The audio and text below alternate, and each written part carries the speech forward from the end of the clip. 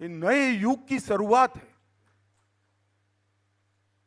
और मित्रों, पहली बार मातृशक्ति का 33% आरक्षण देश की विधानसभाओं में और लोकसभा में यही हुआ।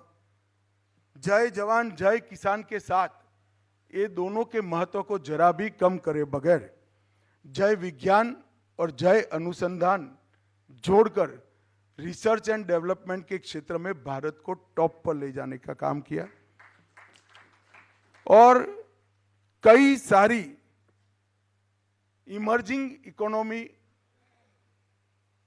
को गति देने वाली गतिविधियों को भारत उसका फाउंडर कंट्री बने, इसके लिए काम किया। चाहे ग्रीन एनर्जी हो, ग्रीन हाइड्रोजन हो, इलेक्ट्रिक व्हीकल हो, अंतरिक्ष हो, डिफेंस का उत्पादन हो, ये सारी चीजें, सेमीकंडक्टर हो, आने वाले 25 साल तक भारत को आर्थिक रूप से गतिविधि देने का काम किया और कई सारे बदलाव हुए। आज भारत विश्व में 60% और हर 2 में से 1 वैक्सीन अगर कोई सप्लाई करता है तो हमारा भारत करता है। ये छोटी उपलब्धि नहीं है 10 साल में। मैन्युफैक्चरिंग में भारत का आज विश्व में दूसरा नंबर हुआ है और ढेर सारे नए defence production, infrastructure, ease of doing business और कई प्रकार के प्रशासनिक सुधार उसमें किए हैं। इसका परिणाम है कि 9 चीजें ऐसी है जिसमें भारत विश्व में 1 नंबर है, 11 चीजें ऐसी है जिसमें भारत विश्व में दूसरे नंबर है और 9 चीजें ऐसी है जिसमें भारत विश्व में तीसरे नंबर पर आया है। पहला, दूसरा, तीसरा मिलकर 2014 में 5 चीजें भी नहीं थी। ये जो मैंने कहा ना, साइज और स्केल दोनों का परिवर्तन करने का काम नरेंद्र मोदी जी ने किया है। और सबसे बड़ी बात, 12 लाख करोड़ के घपले, घोटाले, भ्रष्टाचार वाली सरकार की लेगेसी से बाहर आकर एक भी आरोप बगैर 11 साल तक नरेंद्र मोदी ने सरकार चलाई है। विपक्ष भी एक भी आरोप नहीं लगा और भारत के गौरव को, भारत के युवाओं को आत्मविश्वास जगाने का काम किया है। जिस प्रकार से स्टार्टअप बढ़े हैं वो बताता है कि हमने भारत के युवाओं का आत्मविश्वास जगाया। इसीलिए पूरा विश्व इंडियाज मोमेंट की बात करता है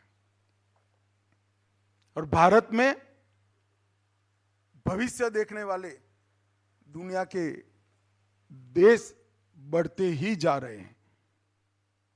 और इसीलिए मैं कहता हूं कि ये 10 साल के साथ साथ एक लंबा रोड मैप भी मोदी जी ने दिया है।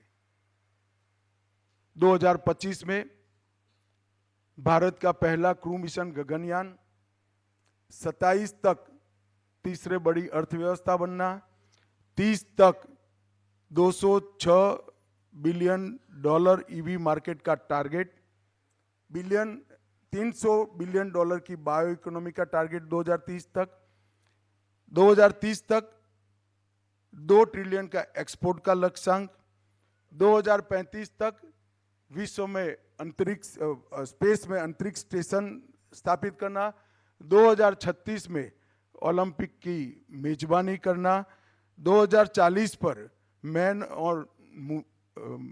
ऑन मून, चंद्रमा का पर मनुष्य पहुंचाने का मिशन और 2047 में पूर्ण रूप से विकसित भारत का विजन। ये 10 वर्ष के नींव डालने का एक कार्यक्रम 25 साल बाद हमारे आजादी के लिए बलिदान देने वाले हमारे आजादी के शूरवीरों ने जो कल्पना करी थी, वो कल्पना का भारत होगा।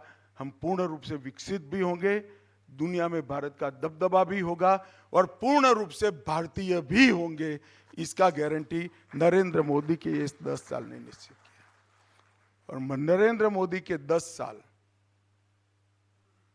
ये पूरा विश्व भले 10 साल के रूप में देखा, मैंने ऊपर ऊपर से देखा है सभी आर्टिकलों को, वो 10 साल को ही देख सकते हैं। जो वट वृक्ष का एक बीज होता है उसको किसान ही जान सकता है कि वट वृक्ष का आयुष्य 500 साल का होता है और उसका जीवन भी 500 साल का होता है, और सबसे बड़ा वृक्ष विश्व में कोई है तो वट वृक्ष है। ये 10 साल भारत के लिए वट वृक्ष के बीज के समान है। आने वाली सदियों तक यहीं से पैर रखकर महान भारत की रचना होने वाली है। और विवेकानंद और श्री अरविंद ने जो कल्पना देखी थी कि भारत माता पोताने अपने संपूर्ण तेज के साथ दुनिया के सामने गौरव के साथ खड़ी होगी, वो दिन जरूर आएगा। शायद हम हो न हो, मगर ये प्रक्रिया का हम हिस्सा है, इसका कम से कम मुझे तो बहुत गौरव है। और ये मोदी जी के 10 साल ने किया है। आप सभी का धन्यवाद, धन्यवाद।